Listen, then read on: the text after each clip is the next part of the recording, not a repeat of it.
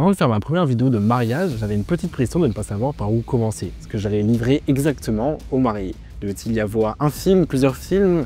De quelle durée? Devait-il y avoir un teaser? Bref, tout ça a été compliqué. J'ai finalement discuté avec quelques filmmakers et je me suis fait ma propre définition, ma propre image d'une prestation de mariage idéale sans trop de prise de tête. Dans cette vidéo, je vais te donner mes secrets de préparation, de tournage, de montage pour réaliser une bonne vidéo de mariage facilement, tout en prenant le maximum de plaisir, ça reste important. Comme je viens de le dire, les prestations de mariage, avant d'en faire moi-même, je trouvais ça toujours un petit peu mystérieux. Je voyais des vidéos livrées de 30 minutes, d'autres de 2 minutes. Je me demandais s'il fallait inventer une histoire avec des images tournées en une seule journée. Puis finalement, mon offre principale aujourd'hui, c'est d'une simplicité maximale puisque c'est de faire une vidéo montée de manière chronologique que je promets d'une durée entre 5 et 12 minutes selon le discours, on va en parler plus tard. Je précise néanmoins que selon le budget, on peut adapter la prestation en ajoutant par exemple une vidéo teasing d'1 à 2 minutes en plus de la vidéo de 5 à 12 minutes que je propose.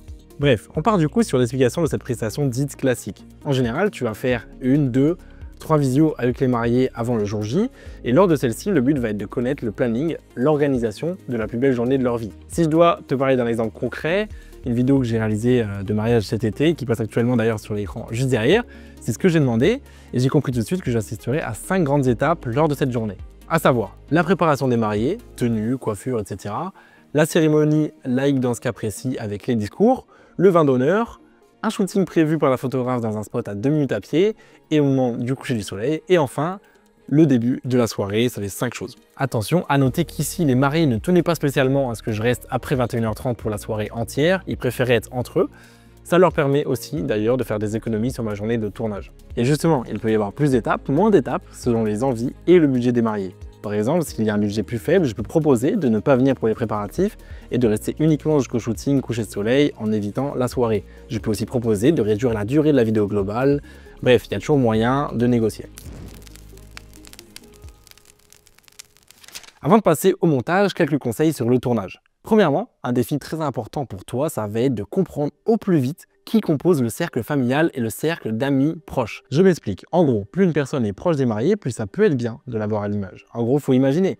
Les mariés, dans 5-10 ans, ils visionnent la vidéo, ils voient le bébé qui venait de naître à l'époque et qui a maintenant bien grandi, l'adolescent qui a changé, l'ami d'enfance qui a maintenant ses premiers cheveux gris, le grand-père, la grand-mère, souriant, en train de vivre l'une des meilleures journées de leur vie. C'est aussi pour ça que les vidéos et les photos de mariage sont en demandées. C'est un moment unique dans une vie. On a toute notre famille, tous nos amis autour de nous, ou presque. Bref, le plus simple pour savoir qui sont les personnes les plus importantes, c'est simplement de regarder lors de la cérémonie qui sont placés les plus à l'avant. Normalement, on aura la famille et les meilleurs amis en tête de rang. Et du coup, pendant le vin d'honneur et la soirée, je vais me focaliser sur ces personnes que j'ai repérées, sans pour autant oublier les autres bien sûr, car c'est bien d'avoir tout le monde qui apparaît au moins une fois sur la vidéo. Côté technique, en ce qui me concerne, je filme quasiment tout à 50 images par seconde pour ralentir si besoin les images en post-production. Ce qui plaît souvent en mariage, car le ralenti accentue les émotions, met en avant les détails, etc. Un point assez compliqué à gérer en mariage, le son. C'est vraiment une question que je me posais avant de réaliser ma première vidéo de mariage. Est-ce qu'il faut mettre un micro-cravate sur les mariés? Mais en même temps, si ça se voit, ça gâchera leurs photos. Et en même temps, si j'en mets sur les mariés, il faut aussi que j'en mette sur les personnes qui feront un discours. Bref, c'est la galère. On va faire simple. Dans mon cas, j'opte pour un micro-canon sur ma caméra. On pourra aussi mettre un micro d'ambiance zoom à l'endroit du discours, mais en étant tout seul, ça me fait gérer beaucoup de choses. Et gérer trop de choses, c'est prendre le risque de faire des erreurs, parce que ça devient difficile de tout faire bien. Avec mon micro-canon, au final, le résultat est très bien. De toute façon, les discours sont souvent amplifiés via des enceintes, donc ça passe super bien. Petit bonus, si tu as une seconde caméra, tu peux la placer sur trépied encadrant la zone de discours. Ça peut te faire un plan de sécu, ce qui te permettra ensuite, avec ta caméra principale, de viser les réactions du public, des plans originaux, des plans sur les émotions des mariés, etc. Second petit bonus, j'utilise personnellement un filtre de diffusion Black Promised 1/4 et filme aussi cette vidéo. Ça permet de diffuser les hautes lumières et de rendre les images un peu plus mystiques. Je trouve que ça marche extrêmement bien pour du mariage, dans cette ambiance un petit peu beauty, tu vois. Ça y est, tu rentres chez toi après avoir tourné potentiellement préparatif, cérémonie, vin d'honneur, image au coucher de soleil et peut-être un bout de la soirée. Il est temps de te mettre devant ton ordinateur. Première chose que je fais, je mets tous mes plans dans l'ordre chronologique, c'est important, sur une séquence que je nomme des rushs.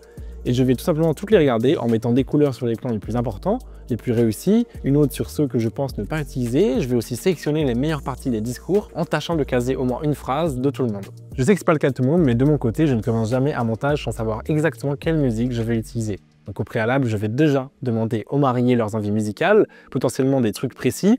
Pour du mariage, ça peut être des musiques non libres de droit puisque l'usage est à but non lucratif. Je réalise alors mon montage de manière chronologique. Généralement, je vais utiliser une première musique pour la partie préparatif et discours. Dans la partie discours, je peux placer des plans du vin d'honneur comme plan de coupe pour ne pas avoir un visuel trop redondant avec juste des gens qui parlent devant un micro. Je vais utiliser une seconde musique pour la partie vin d'honneur et shooting coucher de soleil, puis généralement une dernière pour la partie fête si besoin. On a donc une vidéo divisée en 2 ou 3 parties, pas forcément égales et c'est ok, réalisée quasiment de manière chronologique et donc de manière beaucoup plus simple. Évidemment, on peut sortir un petit peu de ce schéma si ça sert le montage.